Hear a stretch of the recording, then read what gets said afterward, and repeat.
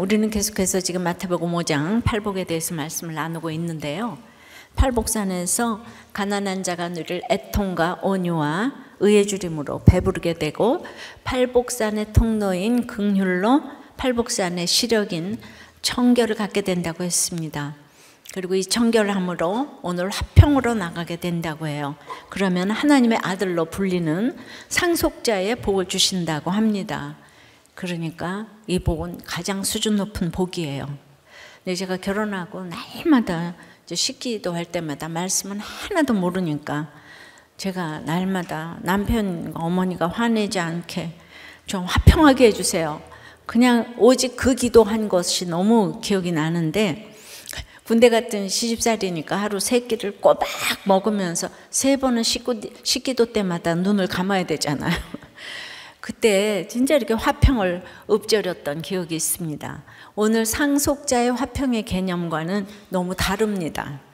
그래서 오늘은 팔복산의 상속자가 되는 7째 복, 화평에 대해서 생각을 좀 해볼게요. 팔복산의 상속자는 첫째로 상대와 함께 화평을 누립니다. 9절입니다.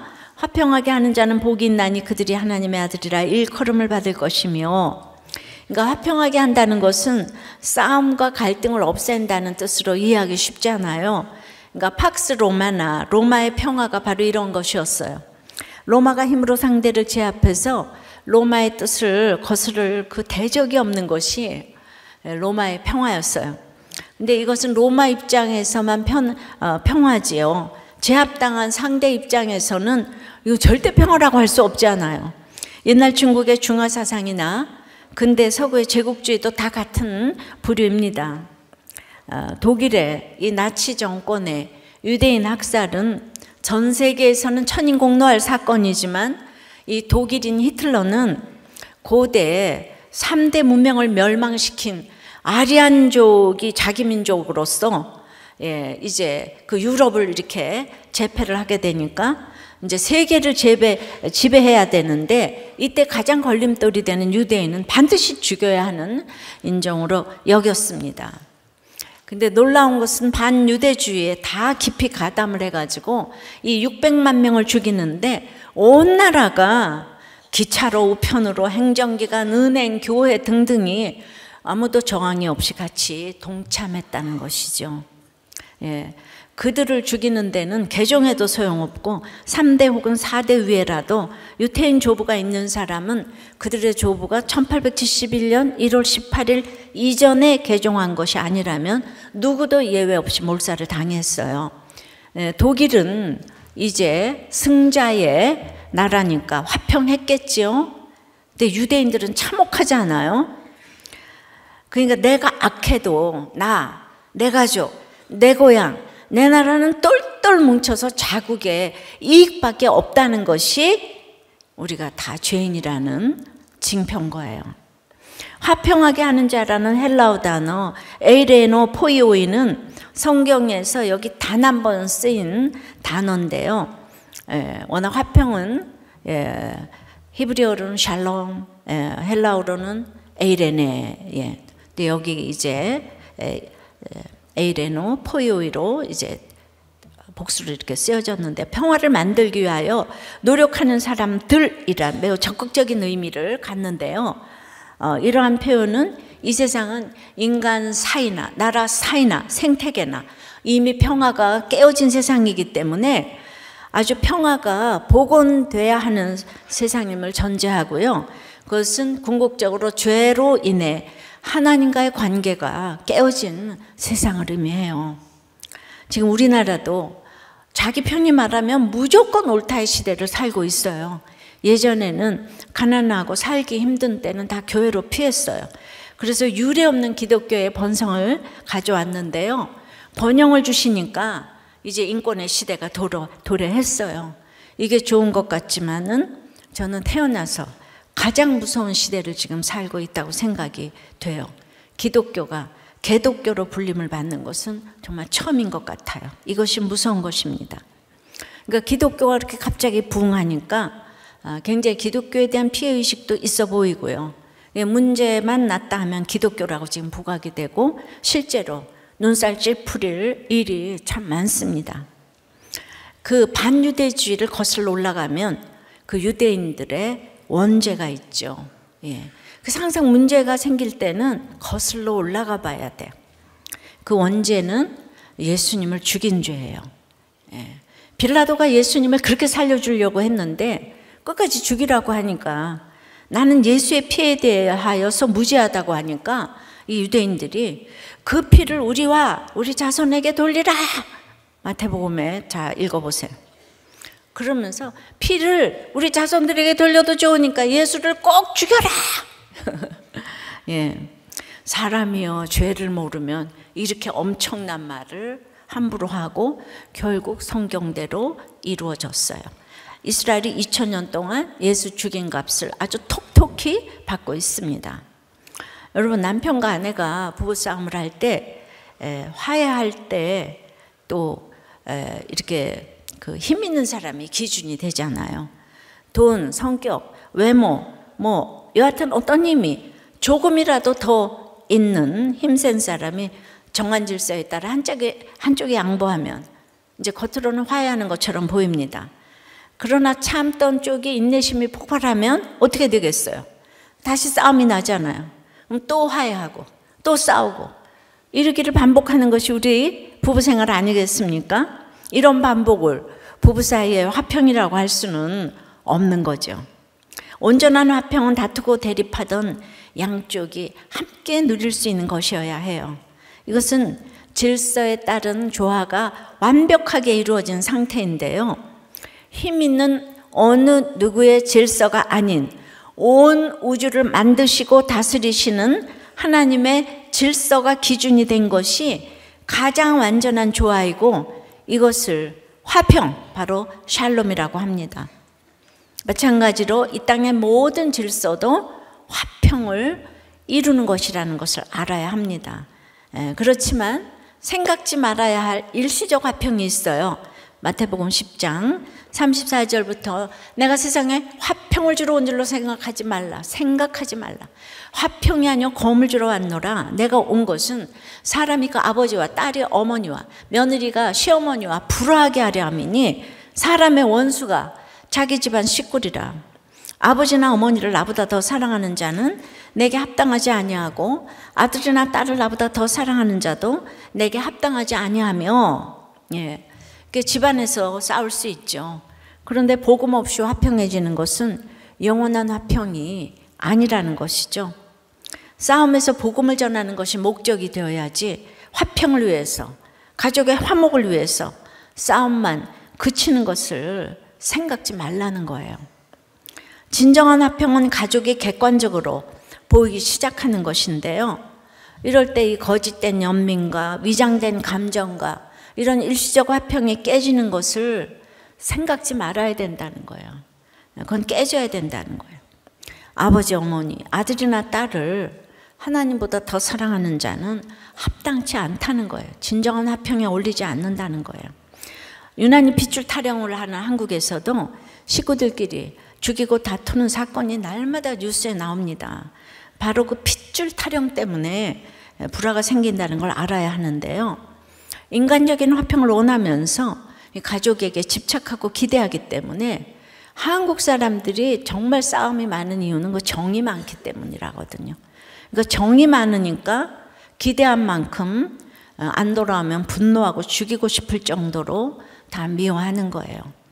그러니까 아무리 새엄마 새아버지가 잘해도 핏줄은 그냥 마지막에 저절로 뭉치는 것이 있어요. 남북 이산 찾기에도 다들 부부는 안 찾던데요. 더군다나 재혼은 더더욱 안 찾아요. 그러니까 핏줄만 찾아요. 그래서 이혼은 절대 안 해야 해요. 정말 이혼은 3, 4대로 온 가족이 원수가 되어서 미워하고 분노하고 아주 멘탈이 붕괴되는 것을 수없이 봅니다. 근데 권세와 재물을 포기하면 싸움도 복음 때문에 담대해지고 진정한 평화가 넘치는데요. 이 진정한 화평을 위해서 주님은 일시적인 화평을 깰 수도 있다고 하십니다. 적용 질문이에요. 여러분의 화평은 한쪽짜리 이기적 화평입니까? 양쪽을 위한 이타적인 화평입니까? 일시적인 화평을 지키려고 주의를 어기는 배우자, 자녀를 지금 못 본 채 합니까? 그러다가 마지막에 천국과 지옥으로 갈라지는 원수가 될 수도 있다는 걸 알고 있습니까? 100마디 듣기 좋은 말은 한마디 복음을 전하기 위한 것임을 실천하십니까?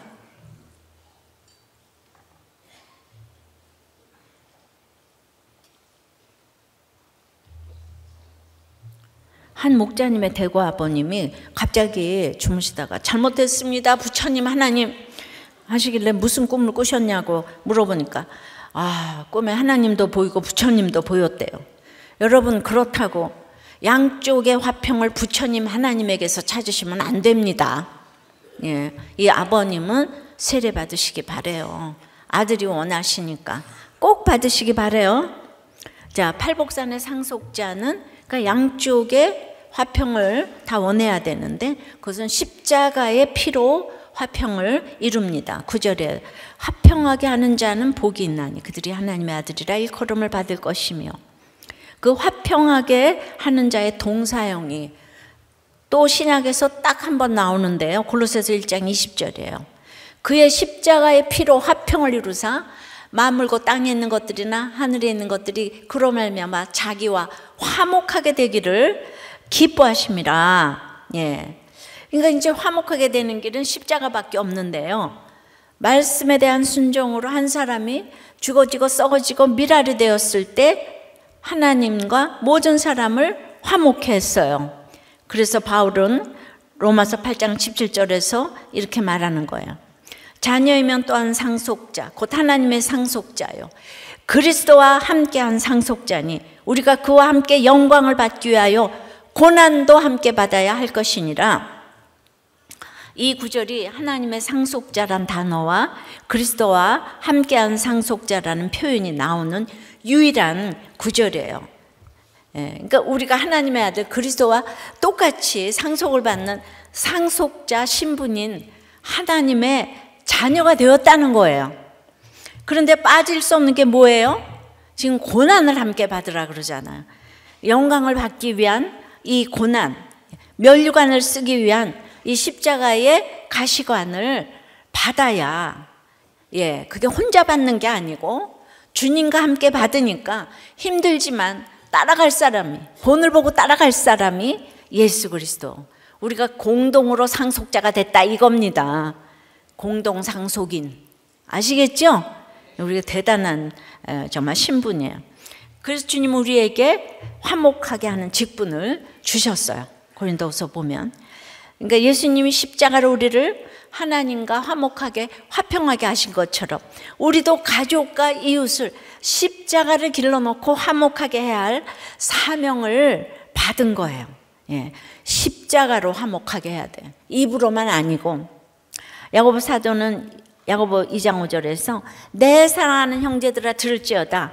하나님이 세상에서 가난한 자들을 택하사 믿음에 부요케 하시고 또 자기를 사랑하는 자들에게 약속하신 나라를 상속으로 받게 하지 아니하였느냐.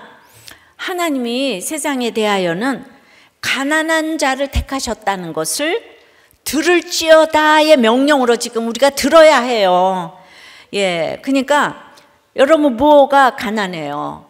그러니까 재물과 용모와 스펙과 여러 가지 환경 등을 인정받고 있는 부분에서 가난해지기란 인간의 죄성으로는 거의 불가능합니다. 예쁜 사람, 돈 많은 사람, 뭐 스펙 있는 사람, 불가능해요. 가난해지지 않아요.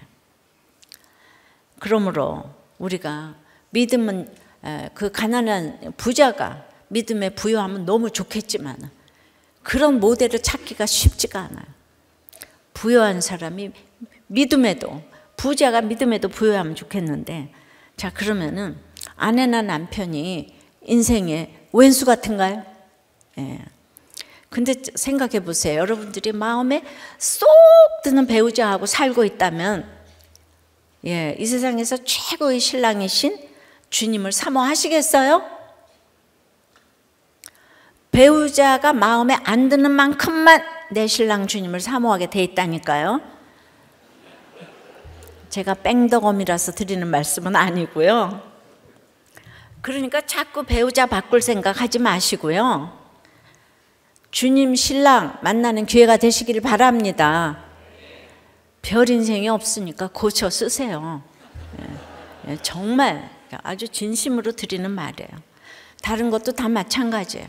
육이 무너지는 것만큼만 영이 세워져서 주님이 보이는 거예요. 지금 완전히 다 금그릇인데 보이겠습니까? 38절에 또 자기 십자가를 지고 나를 따르지 않는 자도 내게 합당치 아니하니라. 우리는 특별히 여기서 자녀가 다 많이 나왔잖아요. 그러니까 이제 자녀, 아까 핏줄 타령도 했지만 나의 분신 같은 자녀를 주님보다 사랑하지 않으려면 자기 부인이 필요해요. 그런데 내 자녀 품질이 좋으면 교만해서 자기 부인이 필요하고, 품질이 나빠도 열등감으로 닥달을 해대기에 자기 부인이 필요해요. 그러니까 이 땅에서 썩어질 것을 버림으로 얻는 종교가 기독교라고요. 그러니까 예수님이 자기가 져야 할 십자가를 바라보며 나를 따르라 하신 것처럼 우리도 다 내가 져야 할 십자가의 처형장을 바라보면서 나를 따르라. 그러니까 여러분들이 십자가를 길러 놓는 거, 이게 너무 중요하다고요. 그러니까 자꾸 이혼하고 뭐 그만두고 뭐 이러면서 나를 따르라 그러시면 안 돼요. 힘든 아내 남편과 사는 게 얼마나 자녀를 주께로 인도하는 비결인지 몰라요. 거기서 이혼하고 이게 환경을 바꾸려고 그러면 안 되는 거예요. 우리 똑같이 예수님과 똑같은 인생 살아야 합니다. 그러니까 주님보다 더 사랑하는 것이 화평을 막아요. 여러분들은 그 환경을 피해서 내가 좋은, 이게 싸움이 없어. 그냥 저기 뭐 술 먹고 난리를 쳐서 헤어져서 화평을 주려고 하지만 그거가 깨어져야 할 일시적인 화평이라는 거예요. 그 주님보다 더 사랑해서 그렇게 갔는데 본질적인 화평을 막는 거예요. 주님과의 화평을, 그 일시적인 화평을 깨지를 못해가지고 그게 막는 거예요. 자, 유대인들은요 2000년 동안 죄값을 지금 받아옵니다만 그들이 1941년에서 44년까지 유대인들이 유럽 전역에서 잡혀왔어요. 독일이 이제 승기를 잡았기 때문에 모두가 독일의 식민지잖아요. 그러니까 얼마나 무서웠겠습니까? 4대째까지 유태인이라고 유자만 들어가도 다 잡아왔는데 그 무서운 가운데서도 이들은요 가스실에 들어가서 한결같이 항거하지 않고 순종하며 조용히 죽어갔다는 거예요. 그것 때문에 세계는 그 후에, 종전 후에 너무 놀랐다는 거예요. 유대인들이 600만 명이 항거하지 않아서. 그럼 여기서 제가 이제 이거는 무슨 책에 나온 얘기가 아니고 제가 묵상한 거기 때문에 그럼 이게 자기 부인일까요? 이게 자기 부인일까요? 생각해 보세요. 유대인들은 정말 예수님의 친족이잖아요. 바울이 그 유대인들을 위해 그다지도 기도했지만은 그 기가 막힌 학살을 당했는데도 그들의 조상은 누군가 하면 아브라함과 다윗 모세인 거예요. 그래서 유대인의 가정교육 외치면서 앞다퉈가면서 탈무드 토라를 다 읽히잖아요. 세계도 그들이 너무 똑똑하고 부자이기 때문에 다 따라합니다. 그들이 세계 경제를 지금 주름 잡고 있잖아요. 그 얼마 안 되는 사람들이. 근데 유대인들이 지나간 아브라함, 다윗, 모세는 다 존경하는데 지금 있잖아요. 이 땅에 사생아 몫으로 온 예수님, 이 십자가의 예수님, 도저히 자기 집안인데도 하나님의 아들이라는 거를 믿어지질 않아. 믿을 수가 없어요. 믿을 수가 없어요. 이들은 금그릇 중에 금그릇인 그들은 영육간의 최고라고 생각하기 때문에 히틀러도 암암리에 유대인들을 죽여야 된다고 생각하는 게 하나님의 제사장 된 민족이라고 문자적으로 생각을 하니까 아리안족이 세계를 제패하는데 가장 걸림돌인 거예요. 그래서 그렇게 몰살을 시킨 거예요. 히틀러는 자기 민족이 우월하기 때문에 뭐 장애야 뭐 이런 사람도 다 죽였어요. 그래서 1100만 명인가를 죽였죠. 근데 유대인들은 이 선민의식이 하늘에 당해서 달아서 핍박당하는 것만 억울합니다. 유대인인 이스라엘이 회개하고 예수 믿고 돌아오면 그다음부터 하나님이 일하실 텐데 2000년의 고난과 유대인 학살 그 참혹한 가운데서도 안 믿어지는 게 예수더라고요. 저는 아주 기가 알았지만은 여러분 2000년을 무시당해도 못 믿는 게 예수님이네요. 그들은요 하나님을 믿는다고 하죠. 예, 우리 다 나 하나님 믿어 다 이러죠. 예, 그리고 교회 안 나오고 하나님 믿어 그러면서 목장 안 나오고 예, 이런 사람 많아요. 예수님 믿는 거 하나님 믿는 거의 차이를 아무리 설명해도 이게 성령이 도와주시지 않으면 이해가 안 되는 거예요. 행위로는 유대인들을 따라갈 자가 없어요. 우리가 안 믿는 사람이 행위 구원을 외치면 따라갈 자가 없잖아요. 제가 우리 남편을 보면서 봤어요. 그러므로 정말 구원은 선물 중에 선물인데요. 이것이 지금 총리 요셉과 며느리와 동침한 유다의 차이와 마찬가지인 거예요. 여러분이 유다가 이해가 안 되는 이유와 똑같아요. 예, 지지난주에 유다와 요셉을 이해했냐는 질문을 제가 드렸어요. 예. 그래서 이제 몇 분의 나눔을 좀 읽어드릴게요. 어렸을 때 성경학교 퀴즈 할 때 성경에서 가장 존경한 인물이 누구냐고 해서 손 들고 유다예요 그랬대요. 왜냐하면 유다가 우리 유씨인 줄 알고 그랬다는 거예요. 이분의 이름이 유진주예요. 남자분인데 그분을 어저께 주례하면서 엘리베이터에서 만났어요. 그래서 이름이 유진주라 그래서 엄마 유다 내가 얘기하니까 어떻게 아세요 목사님? 제가 이렇게 알아요 여러분. 그분은 평생 못 잊을 것 같아요. 이번 주일에 그렇게 목원으로 나눔을 했는데 그러니까 이분이 지금 생각하니까 대답 잘했잖아요. 그걸 우리들 교회 와서 답을 찾았습니다. 요셉을 살리는데 큰 역할을 미리 했던 싹수가 있던 사람이고 선한 마음을 갖고 있잖아요. 결국 이분도 유다가 구원받을 만한 행위가 있다고 지금 얘기를 하는 거예요. 또 한 분은 성경적으로 목사님이 말씀하시니까 그런가 보다 하는 거지. 사람으로서는 절대 이해 안 되죠 유다. 내가 다른 거면 다 모르겠지만 며느리와 동침했다는 건 정말 아닌 것 같아요. 요셉이 자기 버린 형들을 솔직히 용서해주고 받아주고 돌봐주고 그랬는데 하나님이 끝까지 안 봐주신 거예요. 뭘 안 봐줬죠. 그러니까 자기 죄를 못 배우면 그럴 수 있으니까 그냥 그 정도까지인 것 같아요. 그러니까 며느리하고 동침했으니까 이해 안 간다는 거예요. 여기도 행위를 못 넘어가는 거죠. 하여튼 드러나는 행위 가지고 우리는 죽여라 살려라 하는 거예요. 우리 인생 전체가. 또 한 분은 아니 야곱이 믿음의 주상인데 콩가루라니 말이 돼요? 저는 불합리하다고 생각해요. 아니 야곱 시대가 지금부터 3000년 전인데 고대 시대에 지금 현대 시대를 비교하는 거는 그렇죠. 당시에는 당연했을 수도 있을 것 같아요. 성경적으로 구속사는 이해가 갑니다. 근데 그거하고 이거하고 뭔 차이가 있죠? 성경적으로 이해가는데 어떻게 야곱을 콩가루라 그러냐. 목장에서 다시 한번 물어보세요.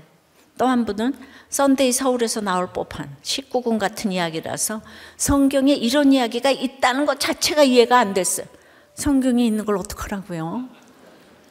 인간 말종이나 할 수 있는 이야기고 제가 바른생활가이다 보니 더욱 이해가 안 됐다는 거예요. 그러니까 술도 안 마시고 뭐 담배도 안 피고 이런 분들이 특별히 유다가 안 믿어지는 거예요. 난 신앙생활 잘했다. 그런 듣도 보도 못한 유다 이야기는 여기 와서 처음 들었다. 또 한 분은 저는 구원을 위한 추상적인 그런 거에 사명감 없어요. 저는 공동체에 지금 붙어가는 것이 억지로 가는 거예요. 근데 그 구속사의 팔복산과 기복산을 놓고 설교하시는 이 시간이 제게는 고통이에요. 저게 어떻게 다를 수가 있지? 그런데 또 기도하실 때는 아이디어가 잘 되게 해주시고 프로젝트가 잘 되게 해주시고 이게 앞뒤가 안 맞지 않아요? 그러니까 뭐 말로는 무슨 뜻인지 알아도 나한테는 적용이 안 돼요. 그런데 작년 남편의 사고 또 딸의 사건은 내 인생에 그것만 구속사로 받아들여집니다. 여러분 이런 이혼론이 어딨어요?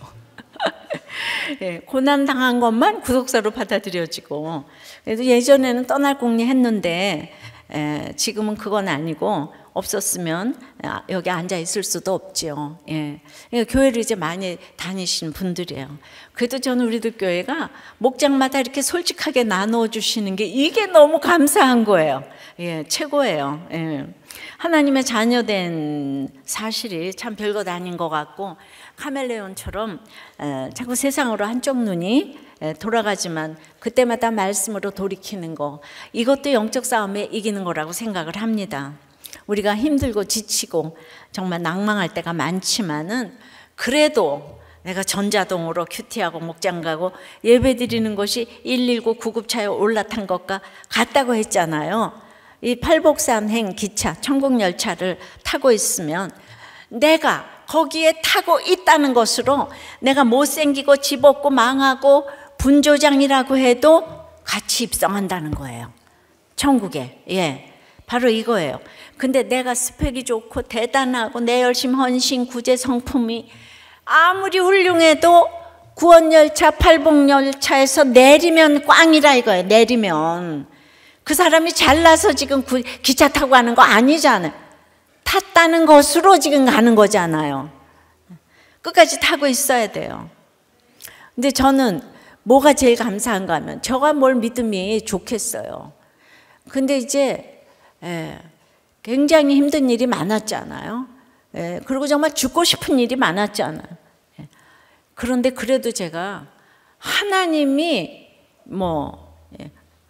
하나님 부인하고 교회를 안 가거나 그런 일은 이제 없었다는 거, 이것이 은혜라고 밖에는 설명할 길이 없는데, 여러분 팔복상행 기차에서 하차하지 말기를 바래요. 네, 적용 질문이에요. 여러분의 집은 자녀가 문제아예요? 부모가 문제아입니까? 예, 여러분은 독일이 이해가 돼요? 유태인들이 이해가 돼요? 굉장히 어렵습니다. 예, 어떤 쪽이 이해가 되는지. 근데 최고의 목표는 구원 아니겠습니까? 구원 아니겠어요? 예. 그래도 독일은 엄청나게 사죄를 했죠. 그거 끝나고 나서. 거기는요, 믿는 사람들이 압도적으로 많아요. 생겼어요. 진짜 천인공노하지만 해결을 했어요. 유태인들은 아직도 안 돌아오고 있죠. 그죠? 그러니까 진짜 금수저가 무서운 거예요. 이 세상에서 갖춘 것이 많으면 이렇게 어려운 거예요. 네. 자, 그래서 저는 오늘 이 팔복산의 상속자로, 여러분 최고의 모델이 누구 같아요? 성경에서 팔복산의 상속자로, 이 화평의 모델로 최고의 모델을 꼽는다면 누구를 꼽고 싶으세요? 예? 일부에서 예습을 했기 때문에 네, 그래서 정말 그 유다를 다시 한번 소개하고 싶어요. 화평의 모델, 유다를 따라갈 자가 없어요. 예수님의 조상이 괜히 된 게 아니죠. 그런데 그 유다를 하여튼 소개하는 자체가 지나고 보니까 좁은 길 같아요. 왜냐하면 조금 전에도 소개해드렸지만은 이 오래 다녀도 이해가 안 되는 것이 그 유다거든요. 그러니까 이거 성령님한테 저도 맡겨드려야지. 제가 설교해서 여러분들이 유다가 이해가 되는 건 아닌 것 같아요. 그래서 팔복산의 상속자 세 번째는 당신이 나보다 옳습니다예요. 당신이 나보다 옳습니다. 여러분 이타적인 사람들이 교회 나오는 거 아니잖아요. 구원받은 사람들이 오는 것도 아니에요. 그러니까 구원 때문에 설득해야 하는 것이 교회입니다. 그러니까 항상 나에게 무엇이 이익이 될까만 생각하는 사람에게는 교회 오면 사람도 많이 알고 이득이 될 것도 좀 제시할 수 있어야 돼요. 여기 유명한 사람도 많고 뭐 랄랄랄라. 근데 교회 오면 처음부터 희생해야 되고 뭐 그러면은 그렇게 부르짖기만 하면 누가 오겠습니까? 믿음의 분량이 다르고 그것을 인정하고 그 눈높이에서 설득을 해야 되잖아요. 지금 이 구속사도 처음 오는 사람 이해가 안 돼요. 그런데 놀라운 거는 힘든 사람들은 오자마자 다 이해가 됐어요. 그렇지 않으면 제가 어떻게 여기까지 왔겠어요. 더군다나 맨 처음에는 제가 더 무시받을 여자 목사니까 정말 힘든 사람들만 왔어요. 요새하고는 또 다른 거예요. 근데 유다가 이 설득을 가장 잘한 사람이라고 여겨지는데요. 예, 창세기 43장, 44장을 우리가 자세히 보면은 그 내용이 뭔가 하면은 유다가 요셉 팔아먹고 그 다음에는 이제 막 이방 여인 결혼하고 첫째 아들, 둘째 아들 다 죽고 그 다음에는 이제 일에 미치고 그 다음에 신전 창기하고 놀아났는데 그 창기가 며느리인 거예요. 예, 그 며느리를 죽여라, 불에 태워 죽여라 한 도장 끈 지팡이를 갖고 온 거예요. 이 며느리 다말이 음행 때문에 온 게 아니고 이 집에 씨를 잇기 위해서, 아들이 거기는 영적 후손을 구약에서는 의미하거든요. 그런데 유다가 그냥 그녀는 나보다 옳도다라는 유명한 말을 했습니다. 회심했어요. 깨졌어요, 유다가. 깨지고 나니까 인생이 보이기 시작했어요. 그리고 이제 믿음의 조상이 너무 이렇게 중요한 것을 알게 되고 연약해도 이제 영적 아비인 야곱을 사랑하고 야곱이 사랑하는 요셉을 사랑하게 됐어요.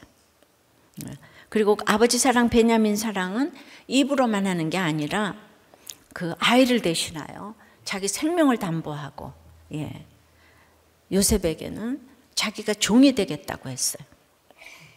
여러분, 구원이 되면 사랑은 저절로 되어집니다. 그러니까 유다의 사랑을 보니까 진짜 사랑이 무엇인지 알게 되는데요. 예전 야곱 아버지가 요셉을 편애할 때는 증오심으로 복수의 감정까지 있었어요. 그렇지만 자기도 죄짓고 요셉을 팔았잖아요. 요셉을 팔고 22년이나 지나는 동안에 아버지의 한결같은 슬픔을 보아왔어요. 그 야곱 아버지가 믿음이 있어도 그 헤어나오지 못하는 슬픔이 있었고, 그 슬픔과 사랑에서 건지고 싶지만은 때가 되기 전까지 딱 다물고 있는 거예요. 예. 이 때가 이 22년 동안 기다려야 돼요. 그러니까 저도 이혼하고 싶은 사람 너무 내가 도와주고 싶지만은 제 포지션과 자리 때문에 절대로 입을 열지 못할 시기가 너무나 많이 있었어요. 예. 그러니까 그 십자가는 지혜고 타이밍이라 그랬잖아요. 그러니까 우리 모두 무엇인가에서 헤어나오지 못하는 각자의 식구들의 그 아픔이 있는데, 그들을 위해서는 왜 그래요가 아니라 내 자신을 내어주는 방법 외에는 길이 없다는 걸 유다가 알았어요. 야곱은 여전히 요셉과 베냐민만 사랑하고 있어요. 근데 이 예수님을 만난, 그러니까 예수님의 직계 조상이 됐죠. 예수님 만난 유다가 조건 없이 자기를 낳아주어서 예수 믿게 해준 아버지를 이렇게 용납하게 된 것이죠. 그리고 아버지의 연약함을 불쌍히 여기고 껴안은 거예요. 유다의 자기를 버리는 사랑은 그 후로 아버지와 요셉을 다 설득하며 형제들에 대해 화합을 이루어내며 하나님이 하는 일마다 편을 들어주시니까 결국 예수님까지 이 가문에서 오게 된 거예요. 그러므로 요셉의 총리 되는 것보다 더 기적은 이 형들의 변화인 거예요. 형들이 변화가 되니까 마지막에 요셉도 자기 죄를 보죠. 요셉도 얼마나 자기 그 베냐민만 끼고 도는지 몰라요. 형들하고 완전히 차별을 하죠. 그걸 깨닫게 됐어요. 그 유다의 그 정말 그 사랑으로 하나님의 작품입니다. 그야말로 유다는 화평의 천사입니다. 그 이유가 뭡니까? 유다는 자타가 공인하는 만고의 죄인이기 때문이에요. 죄인. 이런 사람이 화평케 하는 자예요. 유다는 행위가 아닌 믿음의 조상인 아버지를 무조건 사랑합니다. 예. 유다는 화평의 모델 맞습니다. 왜냐하면 요셉은 마지막에 믿음의 조상인 아버지 야곱을 기뻐하지 아니하였다. 창세기 48장. 그렇게 끝납니다. 왜 자기 아들 에브라임 므낫세 장자 차자를 거꾸로 어긋맞게 안수합니까? 아버지 틀렸어요 하고 행위에 옳고 그름으로 화를 내는 장면이 요셉과 야곱과의 마지막 대화 장면이에요. 그러니까 화평이 아니고 화를 내면서 분쟁으로 끝났어요. 요셉과 아버지는. 그에 비해 유다는 끝까지 야곱을 22년 동안 기다려주고, 요셉 자기가 나서지 않았죠. 때가 되니까 야곱, 요셉 형제들을 화해시키는 이 화평의 천사로 모습을 보여줍니다. 이야말로 구속사의 정점이라고 할 수 있습니다. 여러분 다시 지금 팔복을 듣게 하시는 이유가 있다고 생각해요. 예전에는 제가 한 주일에 있어 팔복 설교를 다 했는데, 그때도 여러분들이 구속사로 들으니까 이제 놀랐는데, 이거 지금 구약 전체를 지금 제가 다시 요약하고 있는 거예요. 구속사로, 완전 구속사로 이것만 다시 읽어도 성경 전체를 여러분들이 알게 되니까 팔복설교 끝나도 계속 좀 들어보시기 바라요. 남편은 생각지도 않게 내가 생명을 담보하고 기도하게 하셔서 구원받았어요. 그러면 우리 남편이 구원받을 만한 공로가 있어서 내가 생명 내놓고 기도했나요? 그런데 나에게는 눈 한 번만 딱 떠도 알았어요 그리고 목숨 내놓고 기도해 줄 사람이 있을까 생각해 봤어요. 그보다는 아직도 제가 알았어요 하는 사람이 압도적으로 많아요.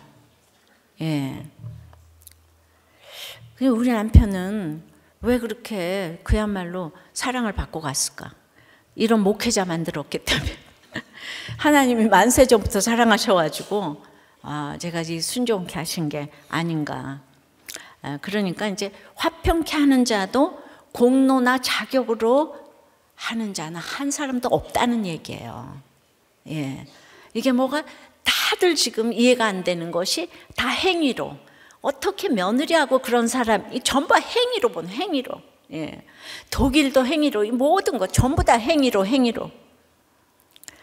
막 저에게 알았어요 하는 사람들은 목회자도 되고 목회도 잘할 것 같은데요. 그러나 그것도 제 생각과 하나님의 생각은 다르겠죠. 다말이 자기 집안의 씨를 위해 그 수치를 감당했기 때문에 유다는 며느리보다 못한 자신을 지금 보면서 그냥 일생 겸손하게 살았어요. 믿음의 적용 며느리가 한 거예요. 여러분 이런 또 질문이 들어요. 똑같은 사건에서 아브라함의 조카 롯은 딸들과 동침했지만은 그거하고 뭔 차이가 있어요? 시아버지 며느리하고 아버지하고 딸, 이게 뭔 차이가 있어요? 이게 분별이 안 되죠. 근데 여기는 예수님의 직계조상이 됐고, 롯의 딸이랑 동침한 모압과 암몬은 여호와의 총에 못 들어왔어요. 이단의 괴수가 됐어요. 여긴 예수님의 직계조상이 됐어요. 이게 분별이 안 되실 거예요. 다말은 도장과 끈과 지팡이를 가지고 영적 기업인 자손을 위해서 왔다는 얘기인 거예요. 수치를 무릅쓰고 음행 때문에 온 게 아니고, 그 수치를 무릅쓰고 우리가 목장에서 다 오픈하잖아요. 우리 집안의 구원을 위해서, 아이들이 예수 믿게 하기 위해서, 이건 거예요. 근데 여러분 가장 중요한 것은 유다가 화평의 메신저가 됐다고 해도 사는 날까지 칭송을 받은 사람은 요셉이에요. 이걸 봐야 돼요. 유다는 며느리 사건 이후 회심하고 그 후로 그림자같이 있다가 22년 만에 화평의 중재자가 됩니다.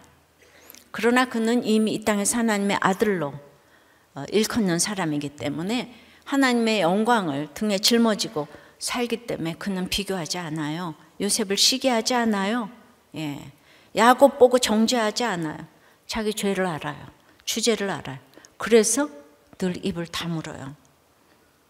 이 땅에서 그렇게 산다고 유다가 나는 그렇게 살기 싫어가 아니고, 하나님의 영광을 등에 짊어졌기 때문에 남들이 보기에는 찌질해 보여도 상상할 수 없는 하나님 나라가 그에게 임했기 때문에 이렇게 살 수 있는 거예요. 그 억지로 어떻게 그렇게 살겠습니까? 그러나 유다는 총리 요셉과 비교할 수 없이 나중에 창대합니다. 여러분, 예수의 씨인 유다와 예수의 표상인 요셉은 하늘과 땅 차이인 거예요. 아셨어요? 예. 여기는 이 모조고 여기는 진짜인 거예요. 예. 씨는 예수님의 직계, 조상이라는 거잖아요. 그러니까 지금은 비록 땅에서 살아도 그 하나님 나라의 창대함을 이 세상에서 보일 수 있는 길이 화평케 하는 거예요. 그래서 하나님의 성격인 거예요, 화평이. 그래서 당신이 나보다 옳습니다, 그 말을 하는 사람은 예수의 씨 맞습니다. 예. 정말 여러분 연습 좀 해보세요. 하도 안 되면 거울 보고 혼자 해봐요. 당신이 옳습니다. 거울에 있는 자기 보고 당신이 옳습니다 하면은 안 될까요? 가난의 애통과 온유와 긍휼을 얻기 위해서 이제 그 하나님과의 화평, 하나님과의 화평은 내가 정말 죄가 가로막혀 있어서 화평하지 못하지 않아요? 내 죄를 깨달으면. 근데 여러분들 나눔 중에서는 왜 자꾸 죄를 보라 그러냐, 예배만 오면 되지, 그거 너무 싫다 이러는데, 그러면 이제 막힌 다음에 허물어지질 않아서 화평이 없어요. 그러면 내 자신과의 화평이 이루어지지 않으면 당연히 이웃과의 화평도 없는 거죠. 하나님과의 화평이 있어야 돼요. 그래서 이제 그래야 내 자신 이웃과의 화평이 따라옵니다. 지난 그 스가랴 금요일날 큐티 본문 8장 16절에 너희가 행할 일은 이러하니라. 너희는 이웃과 더불어 진리를 말하며 너희 성문에서 진실하고 화평한 재판을 베풀고 라고 하세요. 그러니까 우리가 사건이 왔을 때 두려운 이유가 무엇입니까? 사건 자체 때문이라기보다는 그것에 대해서 진실을 말하지 못하기 때문 아니겠어요? 아이가 백자를 깼어요. 근데 그거가 뭐가 무서워요? 그걸 말하지 못하는 게 지금 무섭지, 그죠? 근데 그거 지나갈 건데 내가 그걸 말하면 너무 불이익을 받게 되니까 이게 자꾸 숨기고 싶잖아요. 진리와 진실을 말하는 것은 너무 외로운 길이에요. 진실은 그저 모든 것을 까발리고 옳은 말을 하는 게 아니에요. 맨날 팩트 팩트 이러는데 우리가 구원 때문에 진리와 진실을 이야기해야 하지만 각자의 믿음의 분량과 행위의 분량이 다른 것을 인정해야 합니다. 그래서 진리와 진실을 말할 때는 화평이 수반돼야 된다고 하지 않아요. 금요일날 큐티 하셔서 들으셨죠? 예, 이 마음을 너무 잘 알겠는 거예요. 제가 이 세상에서 뭘 해도 그렇게 별로 재미가 없는 거예요. 학교를 가도 피아노를 쳐도 아마 귀신같이 피아노 쳐서 음악에 도취됐다면은 또 그게 뭔가 있었을 텐데 지금 택자가 돼가지고 재밌는 것이 없다가 회개를 하니까 그 유다가 깨달아졌어요. 그 다음서부터 이렇게 한결같이 오게 하셨는데 그것은 하나님의 아들로 자리매김하는 것이 무엇인지 알았기 때문이죠. 그러니까 여러분들 사명은 다 십자가예요. 여러분이 아무리 힘들어도 저처럼 이렇게 하루 종일 책상에 앉아있는 사람은 없을 것 같아요. 예, 정말 과장해서 24시간 그냥 앉아있어요. 근데 여러분들의 배우자가 당신 하루 종일 책상에 앉아있어 이러면은 그런 고문이 어디 있겠어요? 여러분은 지금 그 상황을 하늘이 내린 복으로 알고 감사하면서 가세요. 예. 그러니까 점점 살려야 될 사람이 많고, 예. 그래서 진짜 팔다리 허리 안 아픈 데가 없는데, 이 늙었는데 책상에 하루 종일 앉아 있는 거 이거 고문이에요. 근데 시간 가는 줄 모르니까 그렇게 또 이제 앉아 있는 거죠. 예, 우리가 다 밑동 잘린 나무인데 이 짧은 인생에서 그 다른 나무까지 살리고 가야 하는 게 이게 얼마나 사람으로선 할 일이 아닌 거죠. 예. 주님이 물과 불에 동행해 주시고 그래서 이제 통과하고 있는 거죠. 그래도 날마다 물에 들어가고 불에 들어가고 하니까 쉽지가 않아요. 아주 날마다 두려워요. 예, 두려워요. 겪지 않아도 될 일을 날마다 겪고 있어요. 그래도 두려워 말라. 내가 너를 지명하여 불렀나니 너는 내 것이라. 너는 내 아들이라. 아주 이번 주도 읊조리면서 지냈어요. 그런 별 인생이 없습니다. 저는 이제 유다가 이해된다는 것이 이게 십자가 길인 것 같아요. 예.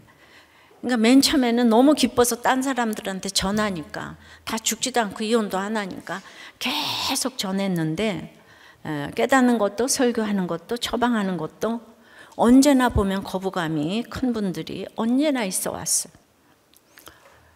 그래서 그냥 눈물이 저절로 흘러요. 근데 제가 상속자 맞기 때문에 또 일어나고 또 일어나서 이제 지금 걸어가는 거죠. 근데 이 성경이 구속사기 때문에 꼭 살아나는 분들이 꼭 한 분이라도 있는 거예요. 그건 그분 때문에 내가 얘기해야 되는 거예요. 그래서 여기까지 왔어요. 그래도 인류는 지금까지 요셉만 좋아하기 때문에 유다는 이름도 갖다 쓰기 싫어해요. 그래가지고 드디어 신약에 와서는 예수님까지 팔아먹었어요. 유다는 아주 그냥 씨를 말렸어요, 하나님이. 내가 아무것도 모르니까 여기까지 온 것 같다는 생각도 들어요. 그래도 1인 기업의 대가로 자리매김한 이 공병호 경영연구소 소장이 전하는 성공의 비결은 너무나 뜻밖의 단순한 거예요. 자신의 탓으로 돌리고 자기 안에서 해결책을 찾으면 그때부터 부자의 길에 들어선대요. 근데 문제를 타인에게 돌리기 시작하면 그때부터 가난한 자의 길로 들어서게 된다는 거예요. 근데 우리 사회 문제가 그 책임을 남 탓, 사회 탓으로 돌리는 데서 비롯됐다고 하는데, 그러니까 당신은 나보다 옳습니다는 손해가 아니라 부자의 비결 맞습니다. 예수님의 화평의 비결인데 복받지 않겠습니까? 지금 당신이 나보다 옳습니다가 교회의 표어예요. 이거 아무리 설명해도 지나치지 않아요. 이런 사람이 하나님의 아들로 일컫는다고 하십니다. 적용 질문이에요. 여러분은 진실이라고 까발립니까? 죄송해요, 표현이 약간. 그래도 뭐 다른 언어를 못 찾겠어서. 믿음의 분량을 인정하고 화평을 수반해서 말합니까? 빙자해서 회피합니까? 거기까지 가야 되겠죠. 그 미국의 ANC 온누리교회 김태용 목사님이 우리 영상에서 이렇게 말씀해 주셨어요. 우리 아가 억울하게 아내 뺏기고 죽은 줄 알았는데 예수 그리스도의 계보에 찬란하게 그 이름을 올리는 것을 보며 아, 우리 아가 피해자가 아니구나, 이것이 구속사구나. 그 영상 기억나시죠? 여러분, 해석을 잘해야 화평케 하는 자가 되어 후일에 창대케 되는 거예요. 그러나 이 땅에서도 우리 아는 하나님의 영광을 등에 업었기 때문에 화평했다고요. 손해본 게 아니에요. 하나님 나라를 상속했기 때문입니다. 말씀을 맺어요. 팔복산의 상속자는 그러므로 상대와 함께 화평을 누립니다. 그리고 깨어져야 할 일시적인 화평이 있습니다. 십자가의 피로 화평을 이룹니다. 그것은 당신이 나보다 옳습니다. 화평의 비결이에요. 찬양하고 기도할게요. 우리 말씀을 기억하며 함께 찬양하겠습니다. 힘들고 지쳐 낭망하고 넘어져 일어날 힘 전혀 없을 때에 조용히 다가와 손 잡아주시며 나에게 말씀하시네. 나에게 실망하며 내 자신 연약해 고통 속에 눈물 흘릴 때에 못자국 난 그 손길 눈물 닦아주시며 나에게 말씀하시네. 아멘. 너는 내 아들이라. 오늘 날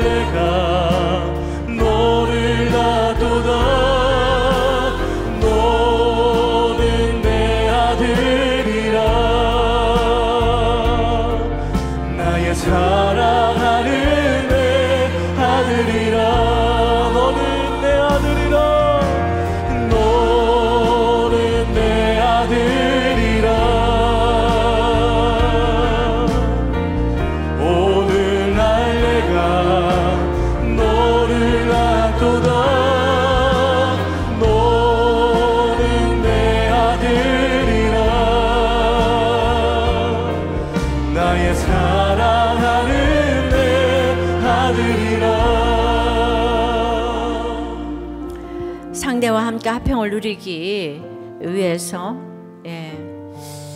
일시적인 이기적인 화평을 버리고 이타적인 정말 상대와 함께 누리는 영원한 화평을 알게 하고 포기하지 않게 해달라고. 이제 문제의 부모가 되지 아니하고 그리고 정말 유다가 이해되게 해달라고 기도하십시다. 제 힘으로 가능한 일이 아닌데 그래도 유다가 이해되셔야 해요. 제가 성경을 지금 완전히 이잡듯이 뒤져서 지금 말씀을 드리는 거예요. 제가 그냥 얘기하는 게 아니에요. 근데 성경의 얘기도 우리는 참 안 믿어지는데 이해되게 해달라고. 그 당신이 나보다 옳습니다가 되게 해달라고. 행위가 아니라 믿음으로 구원받는 거 이거 알게 해달라고. 그러므로 우리가 내 부모가 어떠하든지 예수 믿게 해준 부모나 자녀에게 감사하게 해달라고 기도하십시다. 우리 그의 행위를 보고 내 부모 내 자녀 다 틀렸어. 네가 그따위로 해가지고 나보고 예수 믿으라고 예수 믿으라고 해준 자녀 부모가 얼마나 최고인지 감사하게 해달라고 기도하시고 이 나라를 불쌍히 여겨달라고. 제가 독일과 유태인을 왜 연구를 하겠습니까? 이 세계가 이렇게 흘러가는데 이 나라를 불쌍히 여겨달라고. 정말 나라가 있어야 예배 드리잖아요. 저출산 문제 해결되게 해달라고. 다 같이 주님 부르고 기도합니다. 주님, 팔복산의 상속자에 대해서 들었습니다. 그런데 다시 한번 생각을 해봐도 저는 싸우는 게 너무 싫습니다. 그래서 날마다 화평하게 해달라고 기도를 그렇게 읊조렸는데 그것이 너무 몸에 익다 보니 이제 일시적인 화평을 위하여서 영원한 화평을 이제 말하지 못할 때도 많이 있었고 그 화평을 빙자해서 또 이렇게 피해갈 때도 많았습니다. 주님, 이렇게 아직도 너무나 부족하고 두려운 것이 많습니다. 그래서 오늘 또 이번 주간도 두려워 말라고. 내가 너를 구속하였고 내가 너를 지명하여 불러나니 너는 내 것이라. 이 음성을 듣지 않으면 살을 수가 없습니다. 주여 불쌍히 여겨 주시옵시고 주님 이 구원 열차 팔복산 열차에서 내리지만 않게 도와주시옵소서. 주여 끝까지 우리가 다 타고 천국에 입성하여서 다 같이 만날 수 있는 우리가 될 수 있도록 주님 역사하여 주시옵소서. 주님, 나라가 없으면 예배를 못 드리는데 주님, 어떤 것보다도 구원보다 더 중요한 건 없습니다. 목숨보다 귀한 것이 구원입니다. 주님, 구원이 이루어지는 우리와 가정과 교회와 나라가 될 수 있도록 역사하여 주시옵시고 구원의 눈뜬 위정자 허락하여 주시옵시고 이 저출산 대책이 아버지 하나님 간구되게 도와주시옵소서. 한 명의 히틀러가 아니라 나라를 살릴 수 있는 지도자 허락하여 주시옵소서. 예수 그리스도 이름으로 기도드리옵나이다. 아멘.